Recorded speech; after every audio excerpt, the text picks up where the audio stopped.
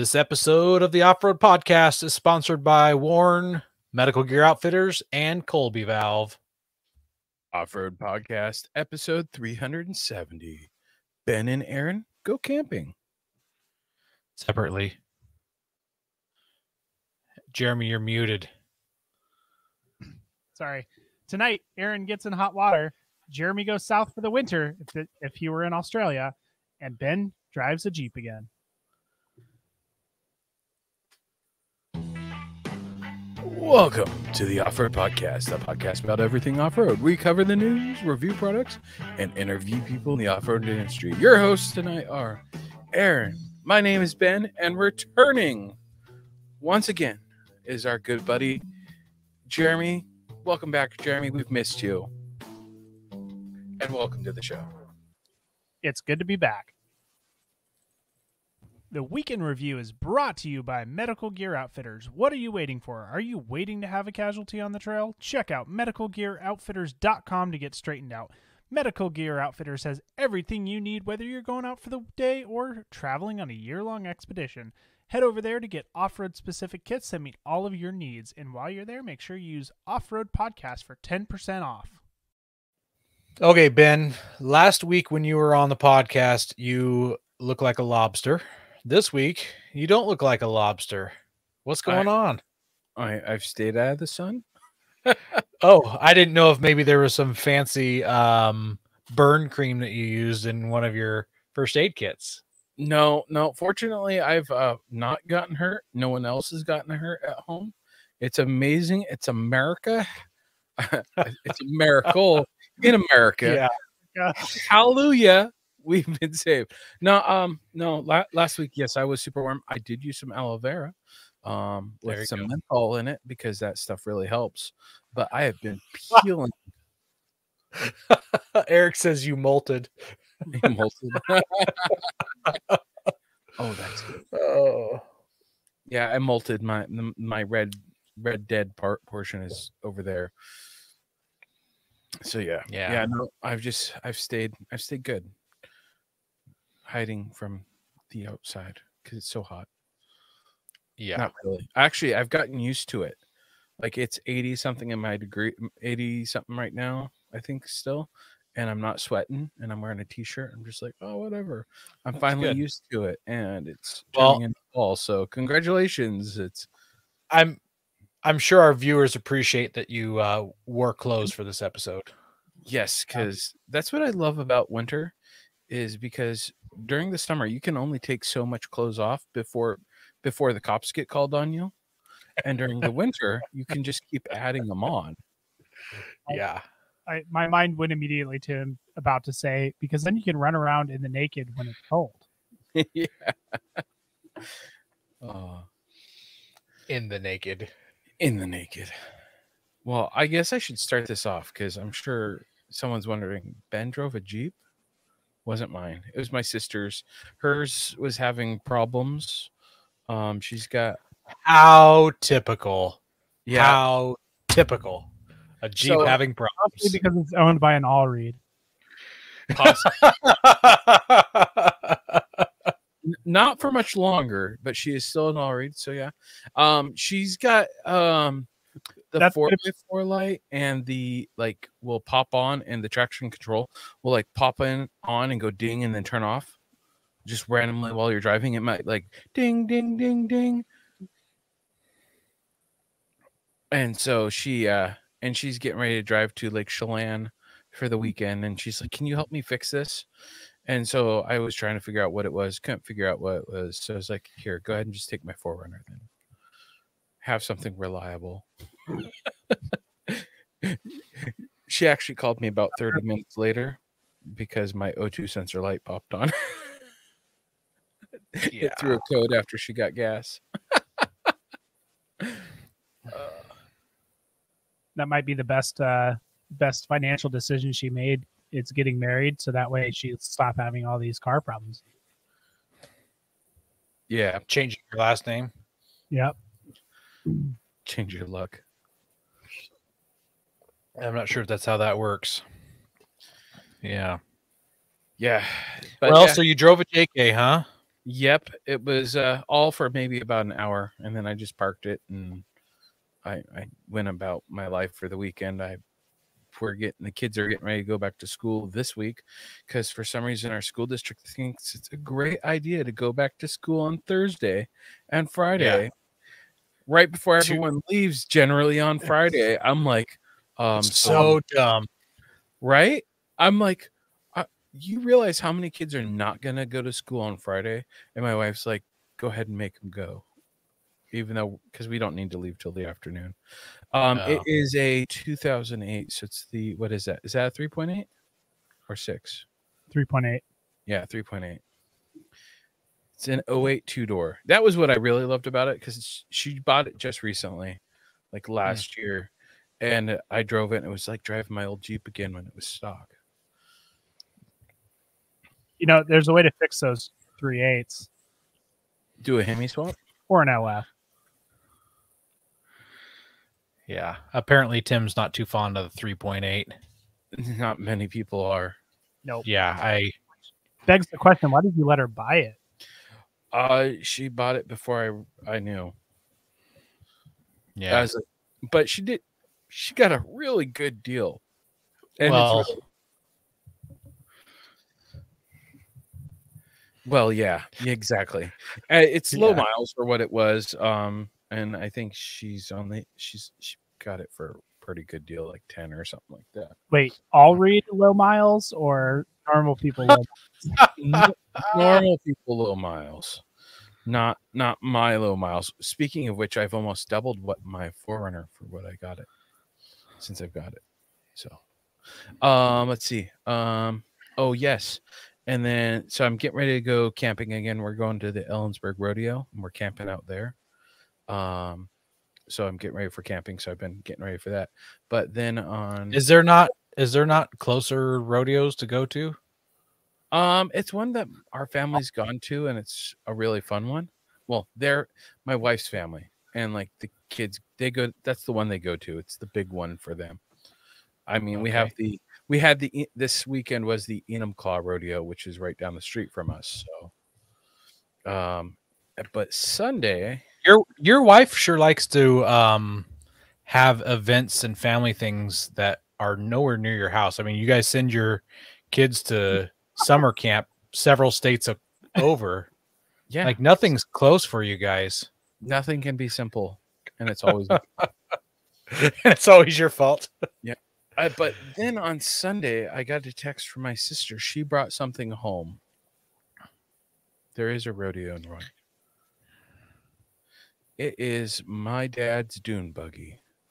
Oh man, it's in a little rough shape. It's been sitting for quite a few years. You can say that again. Wow. That doesn't look anything like the Myers Manx that we shared last weekend. Nothing like last week. So she's gonna start cleaning it. It needs a new belly pan. Whose garage is that? Whose garage is that? My sister's. How come your garage doesn't look like that? Because she's OCD cleaner and I'm not. Send her over. Give her $20. I'm actually gonna bring her over and have her help me clean. Imagine if your garage looked like that, what you could get done. Well, her garage is like twice as wide as mine too. Still, it doesn't matter how big it is. It matters how you use the space. Exactly. It doesn't matter how big it is. It's how you use it. All right, enough of me. All right, on to Jeremy. Welcome back, buddy. We've missed you. Yeah, I don't know where to go for that, but I spent the last few weeks in San Diego and got to go and visit the desert near San Diego. Unfortunately, not doing anything off-roading. Yeah, I wish I could have gone off-roading, but that's a bummer. Yeah, you should have rented a company vehicle. Asked for the 4-wheel drive upgrade. My company, the vehicle I got, the rental car I got was a Mazda CX-3. That's off-road. The X means it's all-wheel drive or something. Something like that. Yeah, I probably could have best for the dunes, but The best off-road vehicle is a rental. The fastest vehicle is a rental. I mean, Oh yeah, rentals are the best. I definitely drove that thing as fast as I could everywhere I went. Yeah. It's California. They don't enforce laws there anyways. Well, I mean, Yeah. I don't have to be speeding to necessarily drive fast, right? You just that's probably a moot point, but Yeah. I don't know if you saw in the comments here, but Eric is pleading for Ben not to take the tires off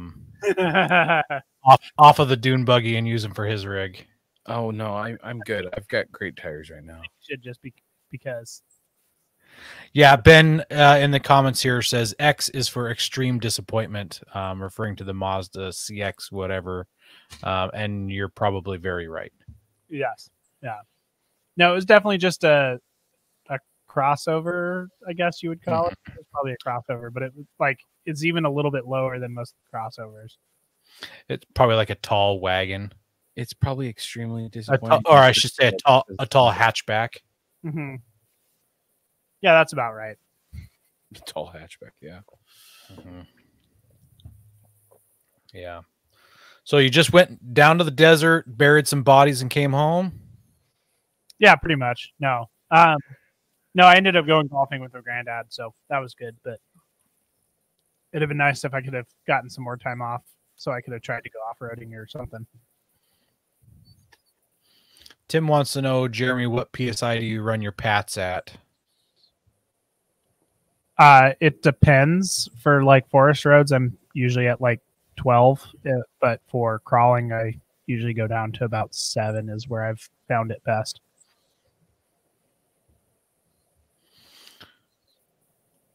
Hi, Shane.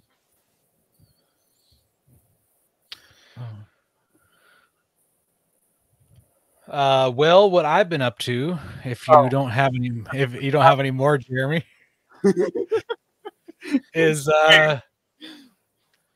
my truck is parked. It's leaking. I mentioned last week it's leaking power steering fluid, which is actually ATF in my truck. It's leaking it so fast that it's not safe to drive anywhere. And now all my focus is on my shop. I should have uploaded a photo. I got the sure, yeah. I got the roofing plywood on 2 weeks ago or 3 weeks ago, and then this past weekend I got some of the I had to replace a couple boards that were bowed, the ones that the gutters will attach to, so I replaced those. I installed the drip metal on the gutter ends, and then got all the felt down. So I'm ready for metal roofing.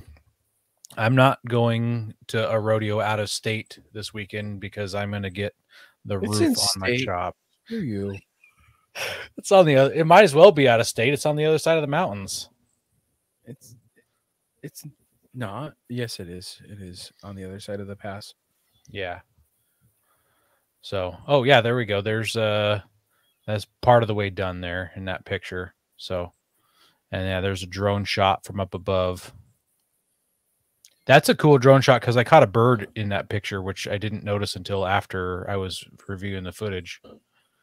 But yeah, so there's my shop in all its glory.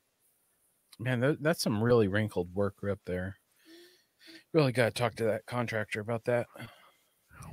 Well, that's a paper. It's a paper felt or composite felt paper or whatever. So should be nice. No air bubbles. Come on. Yeah, it doesn't really have. I think that was just kind of from the wind blowing against it a little bit there. So sorry. It's in Free Washington, not Comfy Washington. That's very true. That's very true. Ellensburg is and it would prefer to be in a different state if it was up to them, which I agree. Yeah, the state of liberty. Absolutely. Split it up. Split up Oregon too while they're at it. Well, you know, the funny part is if they just cut out like 3 cities out of the 2 states, it'd make it all free. Yes, it really would. So yeah, so I've just been working on the shop. This, like I said, this coming weekend, Labor Day weekend, I will be roofing it. So got that all figured out. During the week this week, I'm gonna set out the metal roofing and pre-drill all the holes for it so that it is ready to just slap on the roof when I get there. So yeah. Nice. Anyone helping you with it, or are you just going at it solo? I've got at least one person that's going to come help. But for the most part, I just plan to do it solo. Yeah, they'd rather be enjoying barbecue and camping weekend, right? Yeah. Jeremy, Tim wants to know what your on-road pressures are. Yeah, I saw that. No, so I run them at 38 on road. Patagonia tells you to, or Milestar tells you to run them at whatever your standard street pressure is for your vehicle. But I found I liked mine a little bit better, a little bit more pumped up because I'm a little bit heavier. Yeah, that would make total sense. Yeah, I saw this comment too here about the 35, and mine. I noticed mine are doing that a little too. I think I need to pump mine up above 32. And it's probably just because the weight of my vehicle's gone heavier too. That's why I run mine at 45. 75. They're rated for 80. They're load range E, rated for 80. Sounds like you need to run them at 75. Oh, with the way you drive, yeah, definitely need to be. Yeah. I'd like to. I actually don't think that would help him the way he drives. I think that would actually be counterproductive for the way he drives. He tends to drive I fast. agree. It would make it too slippery. Yeah. And it'd be a very firm ride. Very firm. For sure. We also want to thank our sponsor, Patriot Patch. Head over to patriotpatch.co and check out their selection of great patches, shirts, cleaning mats, signs, and stickers. You can also join the Patch of the Month Club for $15 and receive a patch, matching sticker, and artist proof each month.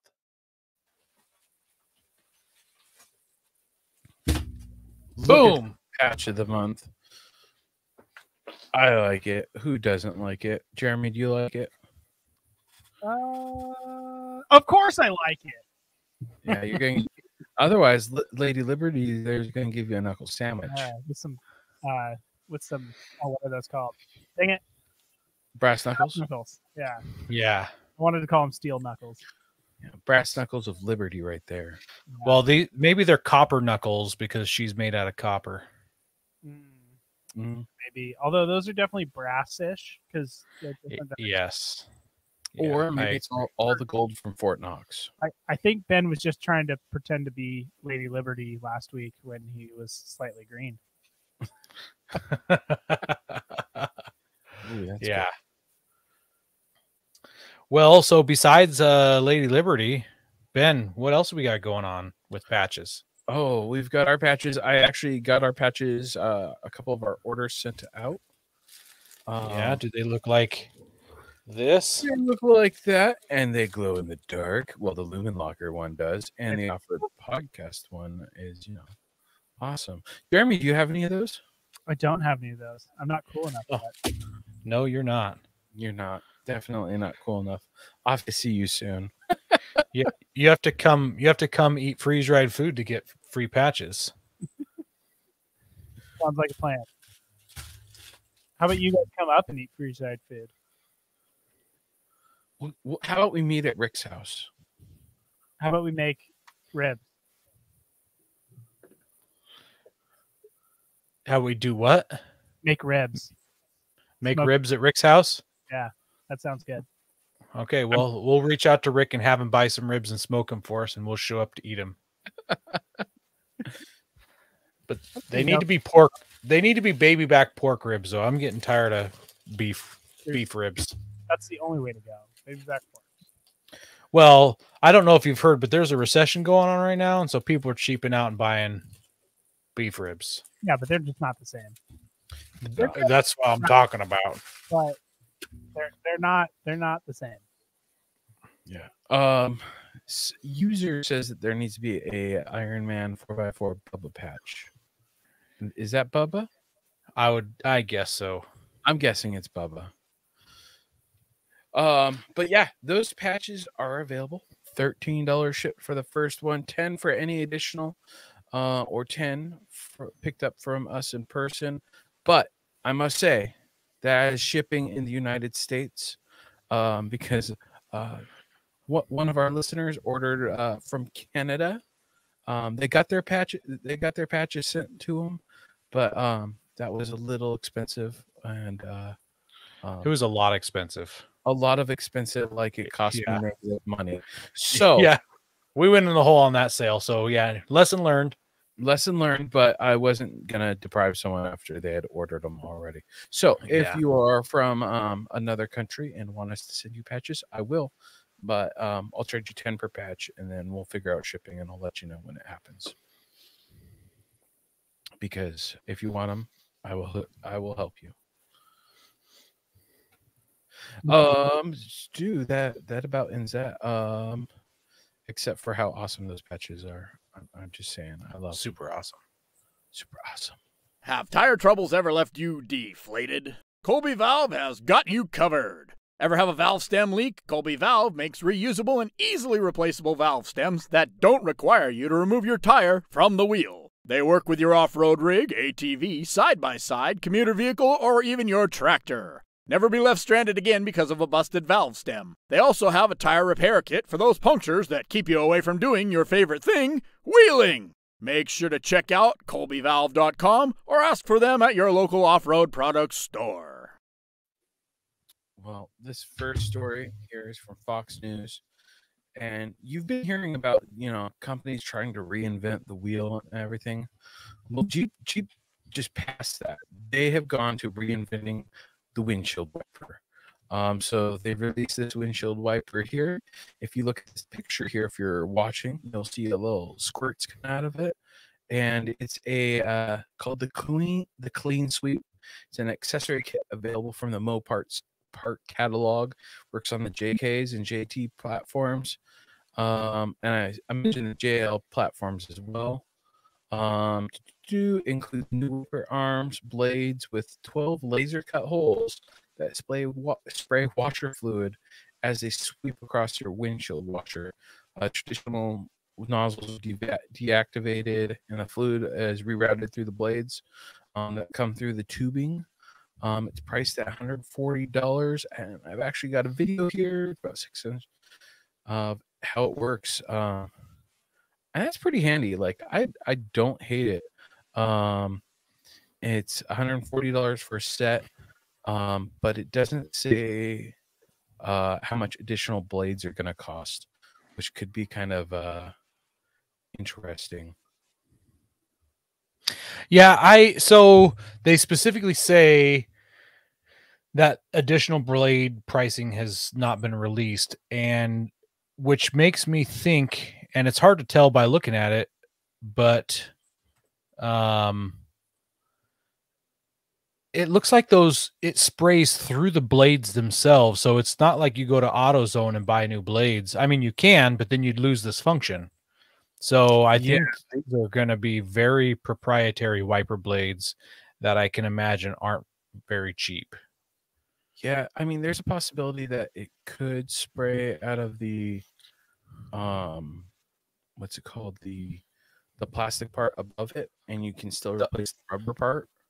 Yeah, but I mean, how many blades do you know of that you can just replace the rubber part? Yeah, they don't just slip apart. I mean, unless maybe that's what Jeep is developing, is just the rubber part rather than the whole arm. You replace just the potentially and rubber. I don't know. Yeah, and that could make it a little bit cheaper. But I mean, if they have laser cut every single wiper blade set, like that's going to get expensive quick. Yeah. But they look like they're really effective. Yeah, but also it looks like it just dumps washer fluid. Yes. It's they're in bed with big washer fluid companies. The washer fluid tank reservoir isn't that big on the Jeeps. Yeah, I think my Forerunner is like a gallon, and I think my Jeeps was only like a half gallon because I was always replacing it. But where I really like this is the like if you have like one of the hood mounted high lift jacks, you don't have to worry about how it's positioned so that it's not getting sprayed with windshield wiper fluid. Because that's true. Just don't get the windshield or the hood mounted ones. Yeah, that's a good place for them, though. I know some people like them. I don't care for them much. Yeah, that was one of the few options when I had it versus throwing it inside. And then on a 2-door with how limited I was on space. Well, I'm not saying I like the inside mount ones either. No, I like Bolt's kit that they have now. That's by the door. I like that. Bumper mounted. The one by the door, I would always be worried about leaning it into a tree and then denting the panel right there. Oh, that's a good point. I never thought about that. Yeah. The bumper is the best spot, right? That's where I like it, but to each their own. I think the second best place is the hood mounted, personally. Welcome to the show, Gunmetal Guy. Glad you made it tonight. All right. And Aaron, you want to take this next story? Yeah, let's talk about the GMC Canyon. So we talked a few weeks ago about the Chevy Colorado and how it's only going to come in a 4-door and a short bed. It had only... What's that? I said, isn't that the same truck? It basically is, yeah. But the Colorado had, we can see you now, Bubba. The Colorado only had one engine option, but it had 3 different horsepower levels for that engine option. Well, the GMC Canyon is simplifying things even more. It also only comes in the crew cab short bed. It's got standard LED lighting all the way around, including some fender markers that aren't on the Colorado. It will only come in the wide track option, which is only on the Z71 and Trail Boss. So already the Canyon is going to be kind of souped up with some of that stuff. The suspension on the Canyons, because of that, is also going to be lifted 2 inches over the base Colorados, or 3 inches if you have the AT4X package. So the base trim for the Canyon is the elevation, and it has 9.6 inches of ground clearance, as does the AT4. The Denali, which is the next one up, has 10.5 inches of ground clearance, and then the AT4X has 10.6 inches of ground clearance. So that's pretty good for a mid-size truck. They all come standard with 32-inch tires, unless you get the bigger, better, badder packages, which we'll talk about in a little bit. The tailgate, Ben, have you showed that picture yet? The tailgate's got a really cool built-in storage, which is super handy. I think that's awesome. The dry storage there. It looks like it's got a gasket all the way around it. Gunmetal Guy is asking if we have a link to order the patch. We don't have a link. You just have to email us, offroadpodcast@gmail.com.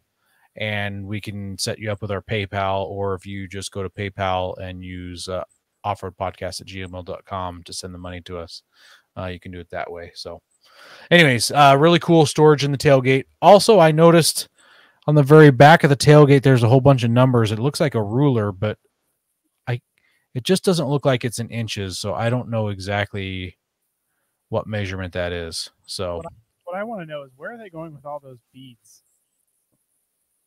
Those are bungee cords. Oh, are those bungee cords? No, it looks like that's funny. That looks like the Harbor Freight bungee cord kit that you can buy. Yeah, it's interesting. Someone staged this photo for General Motors, and they're like, let's put stuff in there that off-roady people would have. There's an old school canteen in there with a canteen cover. bungee cords. There's a cooler in the back, and it looks like a fishing kit with a bobber hanging out of it. I don't know anybody that uses bobbers like that. And a blanket. So I use bobbers like that. If you take it off road. yeah. So I don't know. It's just kind of funny. Let's see here. So yeah, tailgate's got the built-in storage. There's no front air dam on it, which gives it better approach angle. It only has one engine option, which is the highest for the Colorado engine option, 310 horsepower, 430 foot-pounds of torque. That's again, it comes out of a 2.7 inline four turbo attached to an 8-speed automatic. The Denali has real wood trim with laser etching inside, which is, I think it's pretty fancy looking. It has a 11-inch instrument display, it says, and then it says that it has a 11.3-inch infotainment screen, and it has heads-up display. So a lot of people don't really care about the stuff I'm talking about right here, where you got your displays and all that stuff. But what I'm excited about is this heads-up display. I want to know, and we don't know yet, does it give you some cool stuff like your angle that you're tilting? I'm sure it shows your miles per hour and things like that, but it'd be neat if it had some off-road features that it would throw up on the screen in front of you. Or I don't know if it's even detailed enough. If it could throw up like navigation on your heads-up display, like turn left in 300 feet. Yeah, something like that. That'd be kind of neat. So anyways, yeah, heads-up display. When you get the biggest and baddest off-road version, the AT4X, you don't get the wood, but you get a lot of black and white interior with bright red accents. I don't know if I like that as much, but to each their own. The screens have are connected to some cameras. There's one right there underneath the truck. 10 different camera views. It has HD surround vision, which is just one of those things where it stitches all the cameras together so you can look on your screen and see what's around you. I've not used that off-roading ever, but I've used it in my wife's truck, and it's trucks for like backing up into Yep. narrow spots. It's pretty amazing for backing into tight spots or backing around a rock wall or things like that we have on our property. So, and then the underbody camera shown here even has a little squirter system, so it rinses the camera off underneath, which is pretty neat. What I like about it is you notice the little guard that it has over it. So if that gets damaged or scratched, you can replace that instead of having to replace the whole camera. That's what it looks like. I could be wrong. Yeah. No, I think you're right. It does look like a just a protective plexiglass or Lexan cover or something like that. So they come with Android Auto, Apple CarPlay. That's kind of interesting because there's some like Gaia and OnX, I believe, interface with those systems. So that's kind of a neat thing. The AT4X gets all the same opportunities as the ZR2, which is the latest generation Multimatic Dynamic Spool Valve, shocks, or I should say frequencies, selective dampers. You're roboting. Unique front fascia. Oh no. Am I still a robot? Yeah. I'll wrap it up. Recapping what he just said is the AT4X. It gets all the same off-road goodies as the ZR2. It gets the latest generation of the Multimax Dynamic Spool Valve DSSV frequency selective dampeners, which I've got a picture up right here. And unique front fascia aluminum skid plate, which looking at that skid plate, it does look beefier. Below the radiator, engine oil pan, and a transfer case, steel rock rails, front and rear locking differentials, which we covered on the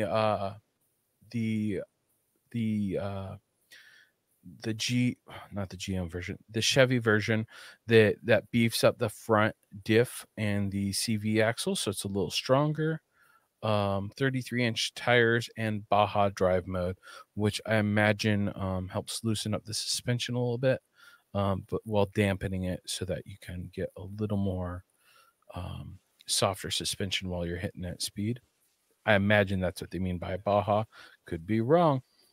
There's also a special edition 1 model, which brings even more to the table. It features 17-inch beadlock capable wheels, front safari bar with 30-inch off-road light bar, a come-up winch, should have been worn, upgraded skid plate, bed rails, and special badging. Which, if here's that bed rail, which is pretty cool.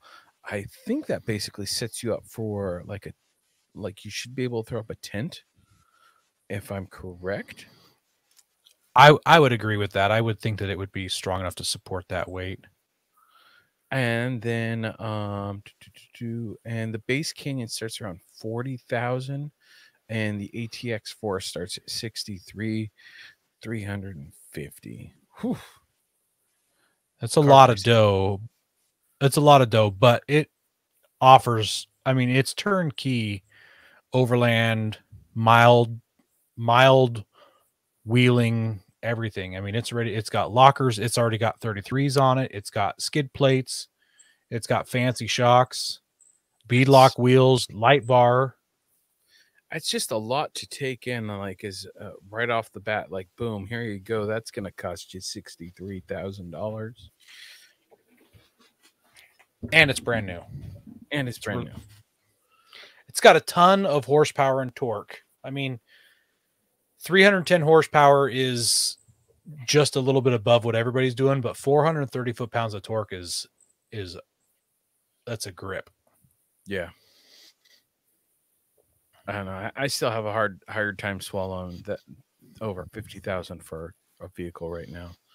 No, I hear you. I want to talk about the front end of this truck just a little bit. It mentions the safari bar, and I was a little worried when I was reading the article until I saw this picture. It's not the typical bull bar. Yes, the Wesson bull bar that people put on that hangs lower than the front end, and it takes away from your approach angle. This is the way it should be done. It looks like it might actually protect against an impact a little better than like the Wesson ones and all that. Well, the Wesson ones don't protect against anything other than they're damage modifiers. They do more damage. Other than like vegetation, like driving through a wheat field or something. I mean, it's not going to. They just don't do anything. Yeah, they give you a place to hang. They give you a place to hang some lights, and that's it. Yeah, this one actually looks like it. Not being in person and touching it, it looks like it might actually be able to like catch something from going through your radiator if you were to hit it. Yeah, possibly. I mean, I would be ecstatic if I bought an off-road truck and didn't have to put an off-road bumper on it to add a little bit of protection, to add a place to mount some lights, and lastly to mount a winch. This comes from the factory already with that. I mean, I paid $1,100 for my front bumper when I bought it, and that doesn't include. It didn't include fog lights. It didn't include a light bar. It didn't include a winch. So, yeah, it definitely looks pretty. There's definitely some value when you add all those. My only concern is, what about the front recovery hooks? Are they hooks or are they? There was a picture of it. It looked like it was a loop. Are they closed? Yeah, it looks closed. Oh, they are closed. All right, they have redeemed themselves. I like it. And those skid plates actually do, like we talked about this when we first were reading about it. Beefier skid plates. Those actually do look to be a bit beefier than your standard stock skid plates that you see that I folded over on my Toyota.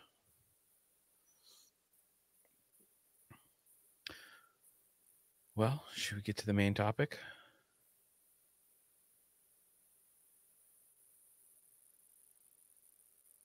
Go prepared with Warren Industries. They produced the first recreational winch in 1959 and lead the industry with their dedication to quality and reliability. When you dig yourself in deep, make sure you have the right tools to get yourself out. Get Warren equipped and go where others can't. Now, let's get ready for adventure and head into our main topic.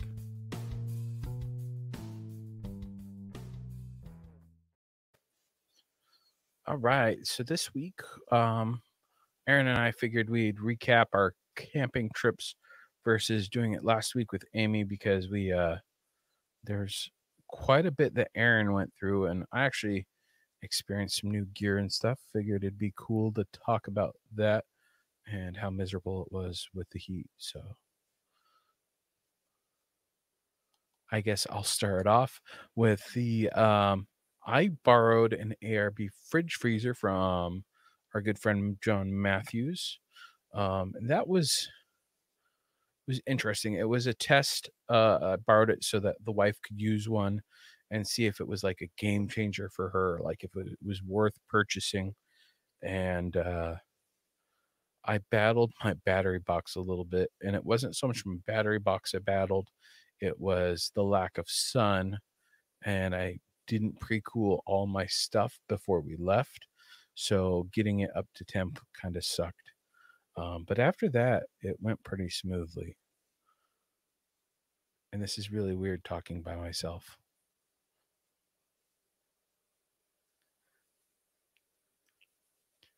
Oh, it looks like Aaron lost his service. All right. Also, I used a I finished up my battery box, so I upgraded it to from the 2 batteries to the 4 batteries, where I had been alternating the batteries, pulling them out of the old system. Now it's just one continuous set. I added a solar panel, which it worked great, kept us cool. We used the mostly use that to keep the fridge going, and then we used it for the fan in the trailer, because the first night we got there it was 103 degrees and miserable. We went swimming at like 8 o'clock, 9 o'clock at night, and it was I want to say 97 degrees that night at its point. Yeah, it was miserable. I covered myself in a towel, a wet towel, and with the fan, the exhaust fan on the trailer, pulling the air out with the windows popped open so that it was like blowing across the towel to keep me cool. And that's how I slept. And you can only take so many clothes off. That's how hot it was. I mean, like I was down to just shorts and laying in the trailer, no blankets, just a wet towel on me, like a beach. How many people were in the trailer with you? Just Sarah and I, and then my middle son. Grandma told a scary story that wasn't quite scary, but scary enough for him that he decided that he needed to sleep with us instead of over there in their trailer, because they've got the a pop-up tent trailer. Okay. Where they all would have been nice and spread out. So he was sleeping in between us, which we have a king size bed in the teardrop. So, I mean, there's space in between us. It was like, don't touch me. But then halfway through the night, or after a little while, I was covering him up with the wet towel too, because he was hot too. Yeah. Let's see. But the battery box did good. My only problem was, while it was hot, it was also cloudy, and I was pretty well shaded where I was, so I wasn't getting a ton of sun during the day. I was recovering a decent amount of the battery levels, but by the 3rd day, we were there 5 days. By the 3rd day, I'd killed my battery. And so I had to, fortunately enough, I had my Jackery. So I ran the fridge off the Jackery while I was running around with the solar panels and the battery box, placing it in the sun to get it charged back up. Which is, it's kind of frustrating. It's like, you build a setup so that you can just put it out and be done with it. And instead I'm like chasing around trying to find sun. You need a way to charge that from your vehicle, so maybe you can just start your car and let your car in I say in an emergency or whatever, Oh but no, be able to charge it. I completely agree. And the annoying thing is with my charge controller, it needs 18 volt. It needs 5 volts over battery. So what's it need? 17 volts of solar power to get it charging. So I need to find out if I need to just get a different charge controller that can charge from my vehicle, or find some way to charge my battery that way. Because it was kind of frustrating not being able to do that. And I don't know the Google lingo that I need to use for that. Because I was looking into that. I found an inverter, or not it's like a shore power box, where it's like $70 for the box, and you can plug it into power, and it puts out your outputted power you need. It's like a portable 120 volt converter to a battery, a transformer, I think is what they would call it. I don't know. That I'm gonna get for the trailer, because we're going back there next year for camping for like a week with our friends again and family. And so but we're getting powered site. So I was like, well, if I can just plug it in and call it good, I don't have to worry about solar or any of that. So that's one of the upgrades the trailer is getting, like the ability to use shore power. Because I mean, why not have the option if it's not that complicated? Yeah. Because all I need is, I think the wife is sold on the fridge, not 100%, because I was battling the power. Oh, so DC to DC charger. All right, Travis, I like that. I will look into that more. A DC to DC charger. We'll do car and solar charging. So that's what I need. I saw those when I was looking up what I was trying to figure out how to do. So she wasn't 100% sold on the ARB fridge because I was battling my solar box. I'm like, well, that's not really, the problem. It was me trying to make sure that I was getting everything set up properly. Because when it was working great, it was working great. It wasn't my power system, or it wasn't the fridge that was the problem. And this was an older fridge, like the blue and gray round ones, which I think use a little bit more wattage than the newer ones, which Matthews is getting one of those here soon. That I'll be able to pick up on a deal. And there's also like the Alpi Cool ones that I've been considering that are on Amazon, and I think they're like $300-$400 for one of those. Yeah, they're way cheaper. The only thing I would check is how much amperage do they draw versus the ARB, because the ARB, the reason why I bought it when I bought mine was because it was the lowest amperage draw out of all of them. Yeah, well, and what I like about it is if I have a problem with the ARB fridge one, is ARB is right there in Renton. And if I need a part, even if I'm buying one that's, like one of the return ones, no warranty, I can still get parts from them. Yeah. Which is really cool because ARB is a great company. Yeah, I think so too. But the trailer did good. Like, our friend Dennis is talking about he's been looking at different trailer options, and he was just talking to me the other day about my teardrop. So, but we spent lots of time at the lake. One day we did go do a little hike up to some caves. They were not what I was expecting for caves. They weren't very deep at all. And I think it's because we only found 2 of them. Jeremy, can't hear you, buddy. Oh, can you hear me now? Yeah, I can. I was going to say most caves aren't that deep. Well, I mean, this was like a little nook in the wall that was dark compared to the sun-blasted outside portion. Yeah. Is that kind of like the laser caves we went to a couple years ago on our way back? Not even as deep as the laser caves. Oh, wow. Because those are pretty shallow. Yeah, they were a whole lot shallower than that. And there was one spot where it could have been deeper. And I think bats were down in that portion, but we didn't hike up to that one because it was a little bit more of a hike. Were you trying to find bats? No, I saw guano on the ground. But yeah, it was really hot, like stupid hot. The next day my dog was limping because of of how much hiking we did, and we counted how old she was, like time kind of flies, and if you're not counting birthdays and they're telling you, she's 10 now. Like we got her when she was like 5 or 6, and she's like 9 or 10 now. And it was like, oh, you poor old girl, no wonder you're limping today from all that hiking and climbing up the rocks and all that. It's like, oh, we need to take it a little easier on you and get you some vitamins for your muscles and bones. Or you just need to do it more and work her up to it. That is true. She's definitely gotten a lot fatter living with me. Because her previous owner was like a runner and all that. Like they would take her running with her and all that.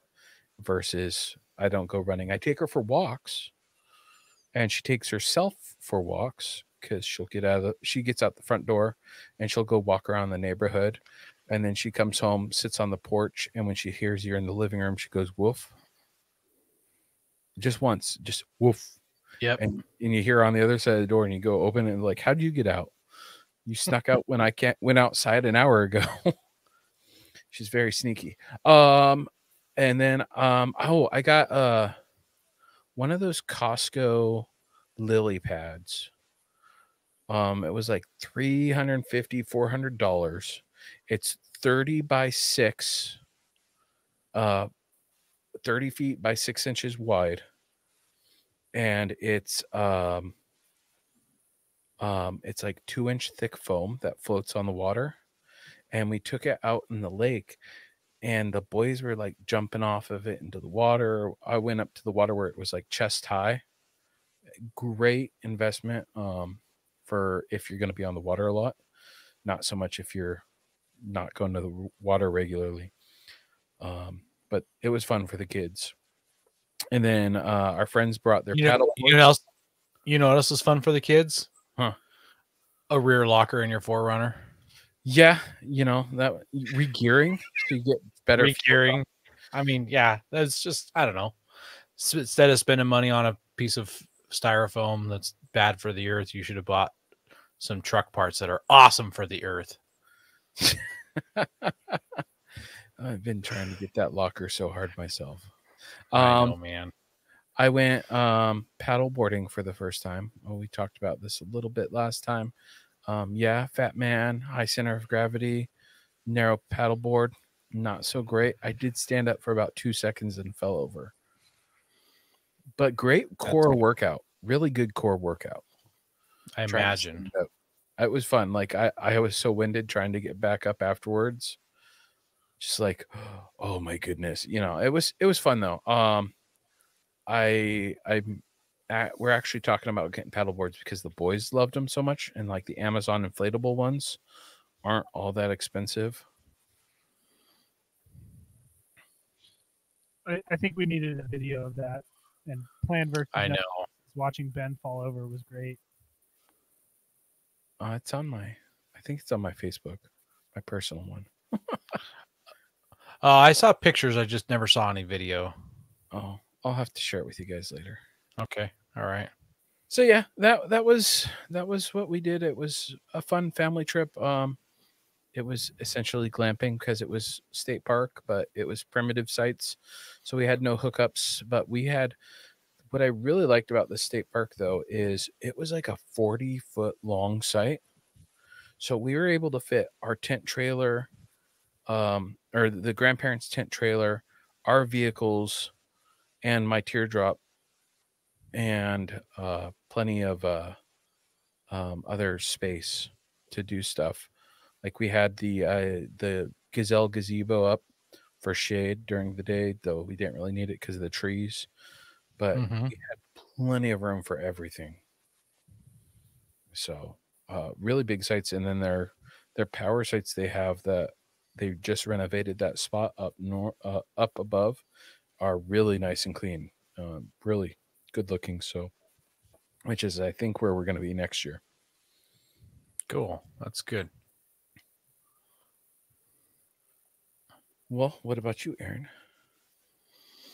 So every year our family does a family camp out. So not just like when I say family, my wife, me, and my kids, but like my mom and her husband and his son and daughter-in-law, my sister, her husband, and their kids. And so like I guess that's extended family or whatever. But so and they like to go to Central Oregon where it's nice and warm, and there's some really nice lakes up there that the water stays shallow for a really long way, so it's great for kids to play in because it doesn't just drop off.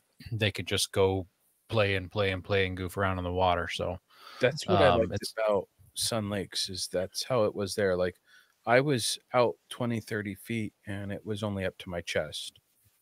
Like you had to walk. You'd had to probably go 150 yards to get up to your chest at That's this awesome. lake. Yeah. Like my son brought a snorkel mask, and my son and daughter both brought snorkel masks, and they're out there just snorkeling their brains out in like 2 feet of water and just having a good time. So To look at it in 2 feet of water. when you're a kid, it's everything. You're just stoked you can look underwater. Exactly. I could never look underwater as a kid. Yeah, they hadn't invented that stuff yet. Yes. Let's see here. Yeah, so the lake is a pretty nice lake. The campsites we got were at the very end of like this wind where the wind would blow across the lake, and the wind would in the afternoon would blow right on us. So that wasn't very fun. We chose different campsite this year because we struggled getting the ones that we always try to get. But it is what it is. There were some fires out in the area that we were at, so every day the smoke would kind of blow in and settle and then lift. So the couple photos I have, you can actually see, like here, this picture of the lake, you can see how hazy it is with the drone photo there. So, my mom brought a piñata. She brings a piñata every year when we go camping, so that's always fun. So the kids get to take turns whacking the piñata, and the candy stays on the ground until the piñata is completely done. Then they release the kids with bags to go collect the candy. So that's always a fun thing. But the smoke would clear up at nighttime also. So it got some really beautiful sunsets. Anyways, about gear, in the tonight, we mentioned that Aaron's in hot water. I bought a Camp Lux water heater off of Amazon on the Prime Days like a year ago, and it's just sat in a box in the corner. I've never had the opportunity to touch it. So I brought that with me this year, and I'm glad I opened it before I went because there's some stuff you got to know when you buy one of these things. So I knew that it needed 2 double D batteries, and then I assumed it needed power to run the pump because the one I bought came with the water pump also. And I pulled the pump out, and it's just got 2 wires with bare ends sticking off of it. It's just 2 wires. They don't go to alligator clips. They don't go to a cigarette plug or no leads or anything. It's just, that was it. It had like 6 inches of wire, 2 of them, a positive and a negative. That was it. So, and that was the day before we left. I opened it up and looked. So luckily I had a solution, and I threw it together, and it was very temporary because when we got home and I was taking it apart, it broke. So it worked while we were there. But yeah, I put one of a cigarette lighter, 12-volt cigarette lighter things. Eric, did I say double D batteries or did I just say D batteries? I don't know. Double D battery. Well, double D. I mean, it took 2 D batteries. Sorry, guys. Not trying to be. There's an old comedian or not an old comedian, but there's a comedic bit where he was talking about, I'm looking for D batteries. And they're like, oh, yes, all the batteries are over there. but I need D batteries. Oh, D batteries? Yeah. Like with the Jamaican accent? Yes. Yeah. So anyways, this Camp Lux water heater, everybody in the overlanding world is running these things on their rigs. I've never heard anybody talk trash about them, but I gotta say this thing is super, super cheap in the quality. The sheet metal that wraps around it is super thin.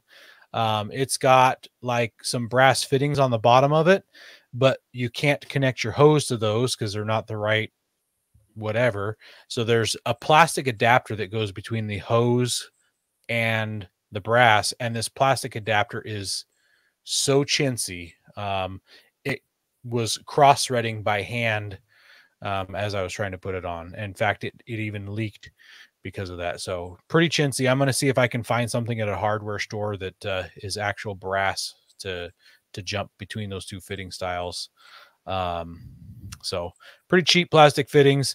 And because that metal is so thin, what I see people doing in the overland world is they put them in like a Pelican style case, and I'll just be doing that with mine too. I'll get one from Harbor Freight because you can't not do that. I brought mine in the cardboard box, which was packed in styrofoam, and I'm glad I did because I was able to pack it back up and bring it home. If I would have just put that in the back of an SUV or back of a car or pickup truck with the other camping gear, I bet you would have been broken by the time I got home, stuff like that. So you got to protect it. Yeah.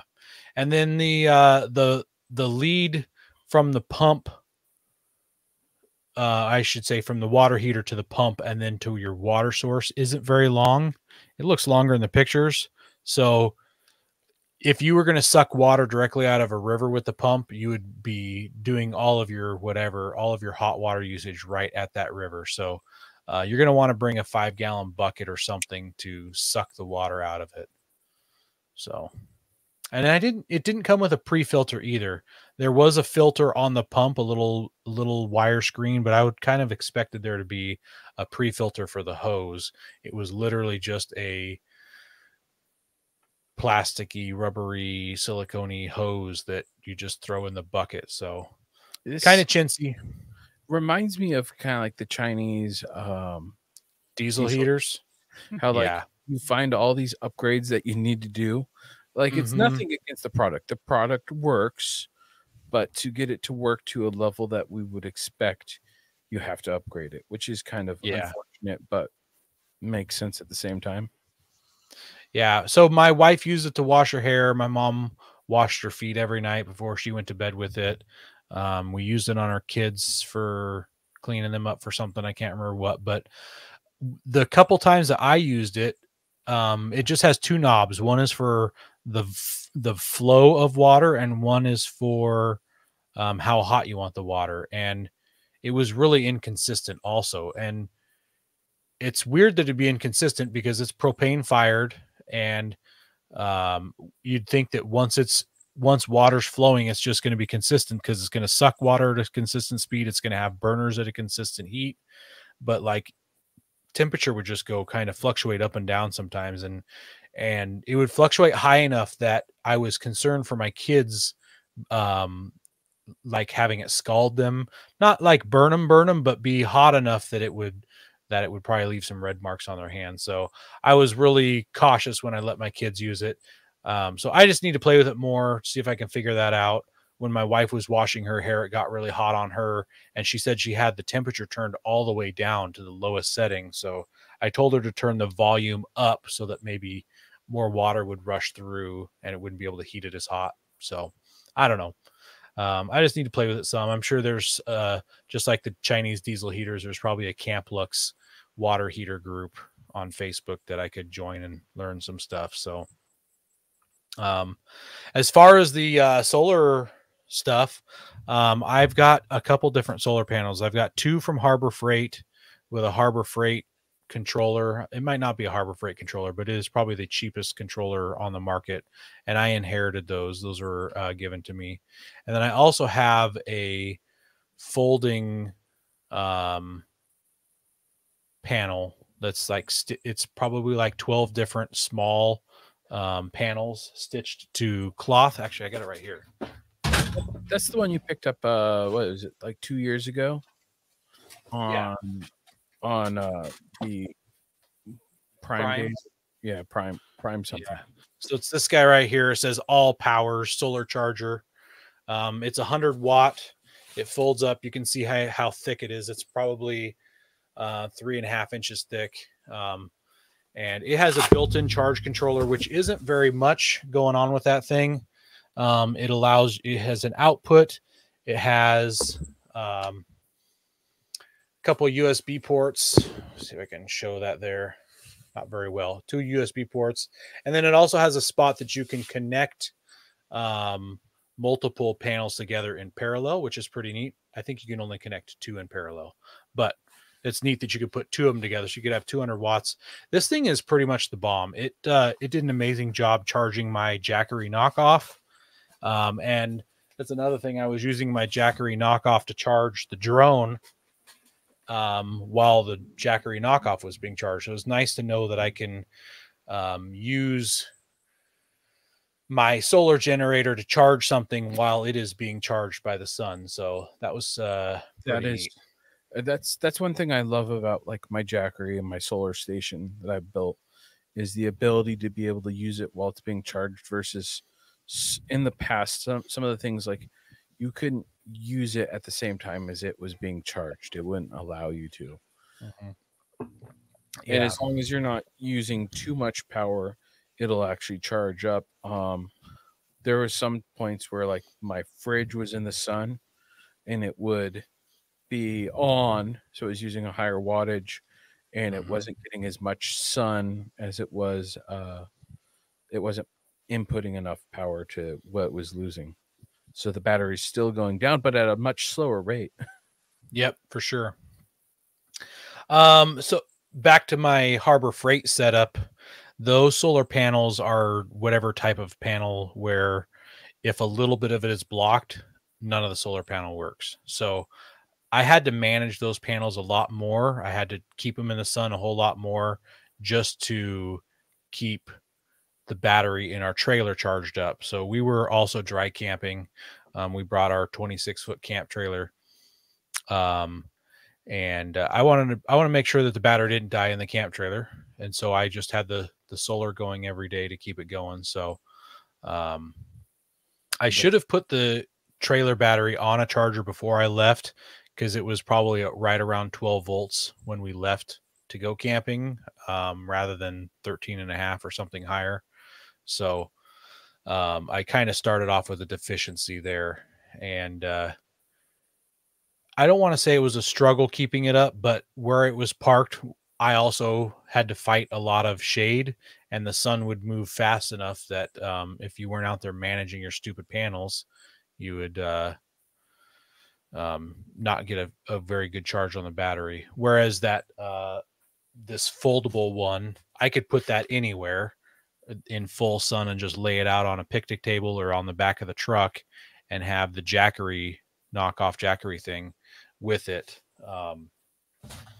and charge it anywhere. Whereas my trailer battery is hooked up to the trailer and the leads from my solar stuff is only so long. So that was kind of a pain in the neck to deal with, but we got through. And if anybody's wondering, I think I mentioned this before, but I still get about 10 miles a gallon when I'm towing that 26-foot trailer. And that is, I drive it on country roads to get to the freeway, drive on the freeway for a little bit, and then I'm going up and over mountain passes all the way to the outskirts of Bend, and then the same thing up and over mountain passes back home. So there's quite a bit of elevation to gain while I'm towing.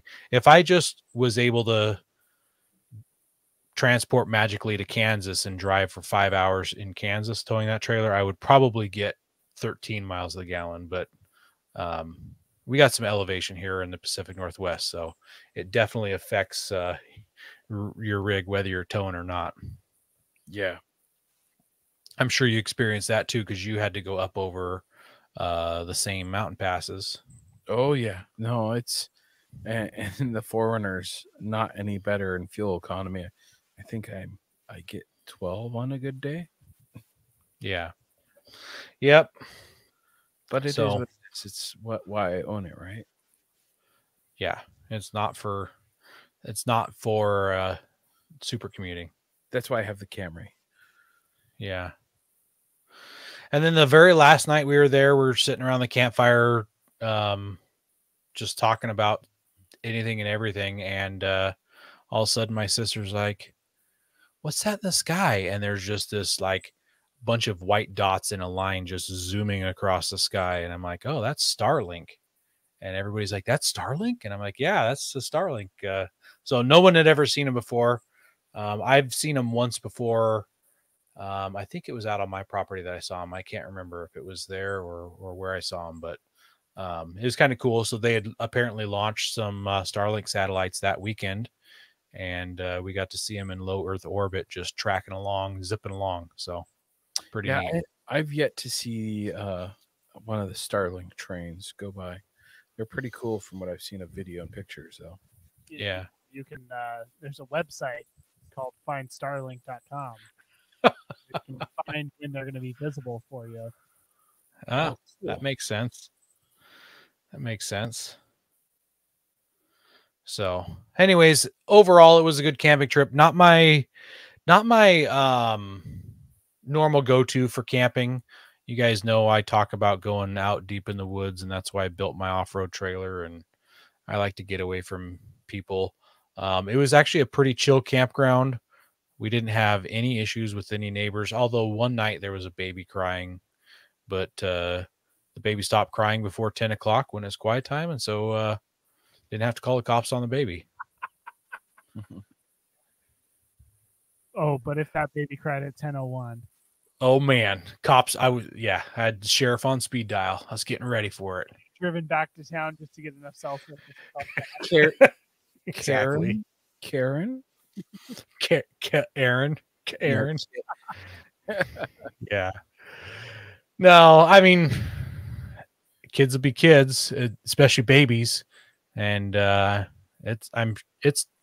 assume it's tough taking babies camping because we never took our really, really young kids camping. I assume it's tough, especially if they're not used to doing it very often, that it messes with sleep schedules and everything else. So our biggest problem was trying to keep them out of the fire. The first time we took Lewis camping, it was the first time we'd gone camping in a couple years. That kid just wanted to be in the fire pit because he wanted to play over there, or it was the road, or it's like, dude, just can you stay put in the seat? No, you're one. You don't want to do that. You want to walk and explore. So yeah. Well, anyways, that was my camping trip. I don't have any more planned for the next month or so until we go to Christmas Valley coming up at the end of that's like 3 weeks away, my friend, isn't it? I think you're bad with oh no, that is fun. Okay, yeah. So it's it was like every 2 weeks I've got something going on right now. What the wife and I were just talking about it because it's technically 4.5 weeks away.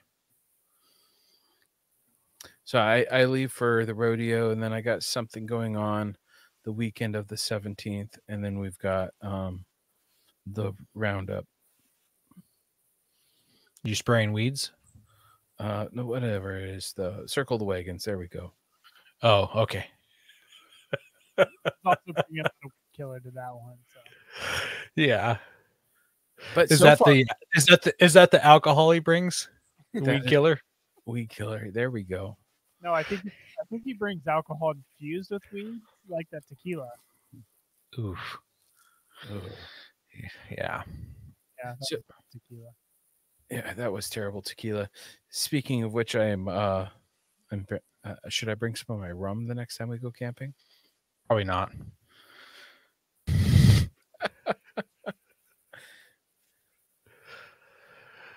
Does your wife let you drink while you camp? Yes, she does. Oh, okay. All right. Like, it's really annoying. She what? She just complains I get really annoying. Oh. Well, that's her Gotcha. problem.